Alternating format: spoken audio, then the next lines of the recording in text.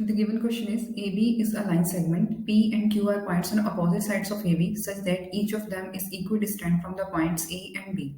Show that the line PQ is the perpendicular bisector of AB.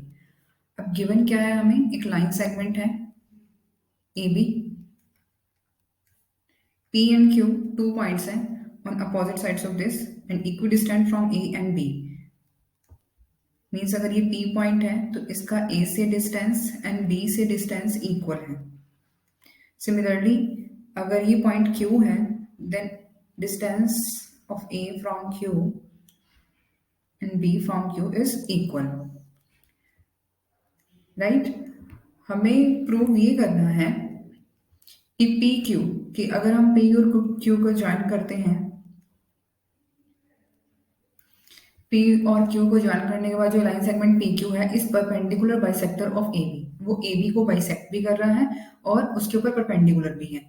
Suppose ये point C है तो हमें basically AC is equal to CD भी prove करना है और यहाँ 90 डिग्री का एंगल भी प्रूव करना है. वो कब हो सकता है? जब हम ट्राइंगल PCA एंड PCB, अगर इन दोनों ट्राइंगल्स को हम कॉन्ग्रुएंट प्रूव कर देते हैं देन उस केस में हमारे पास ये दोनों लेंथ्स इक्वल भी आ जाएंगे और ये दोनों एंगल इक्वल आकर के परपेंडिकुलर भी हो जाएंगे.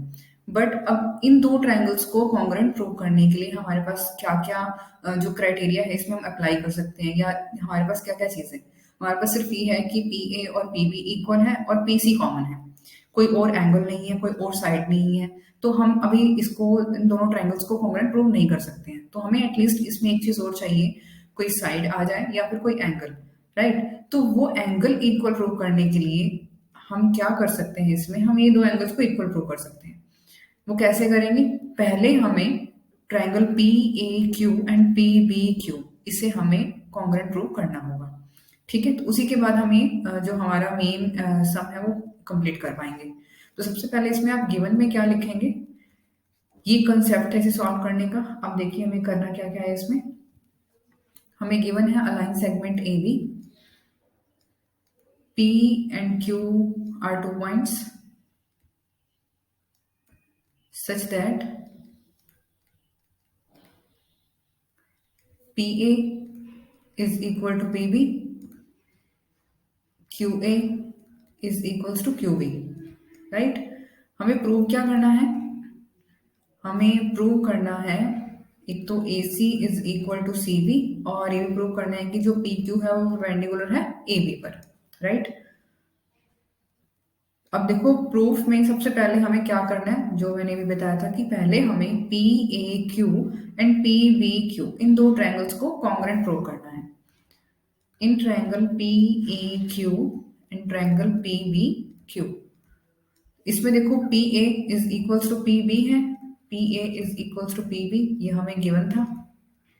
सिमिलरली AQ और BQ इक्वल है, AQ is equals to BQ, ये भी गिवन था.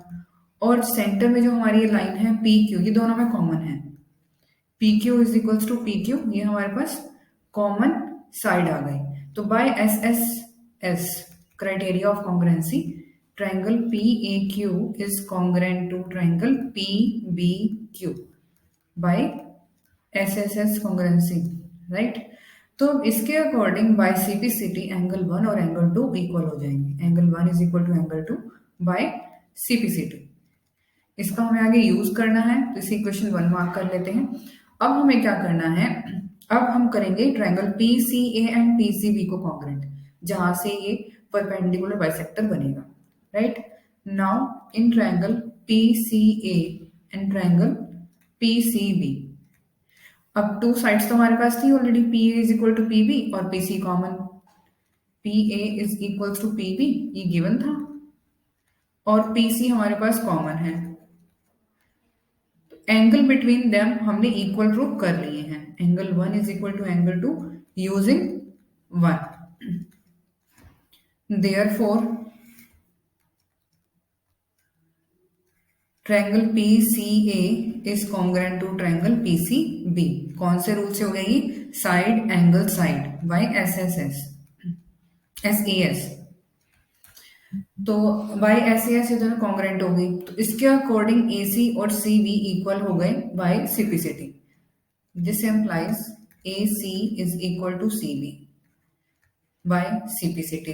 तो एक चीज तो यहां से प्रूव हो गई कि ये इसे बाइसेक्ट कर रहा है, C is the mid point of AB। अब हमें प्रूव क्या करना है, दूसरी बात। अब देखो अगर ये दोनों ट्रायंगल कॉन्ग्रेंट हैं तो ये एंगल 3 और ये एंगल 4 भी इक्वल हो गए by CPCT। Also angle 3 is equal to angle 4। But हमें ये भी पता है कि इन दोनों का जो सम है ये लीनियर पेयर बना रहे हैं, तो इन दोनों का सम क्या है हमारे पास 180 है। Angle 3 plus angle 4 is equal to 180। Linear pair, ये रीजन आपको जरूर लिखने हैं, मार्क्स डिडक्ट होंगे अदरवाइज अगर आप नहीं लिखोगे तो। अब 3 और 4 इक्वल है तो यहाँ पे हम रिप्लेस कर सकते हैं 4 को 3 से या फिर 3 को 4 से। तो यहां से 2 टाइम्स एंगल 3 180 आ गया और एंगल 3 90 डिग्री आ गया। अब ये 90 है तो मतलब 4 भी 90 है।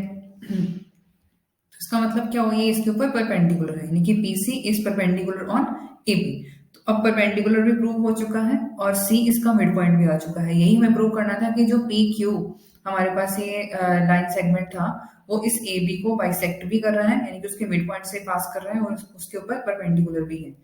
तो thus PQ is perpendicular bisector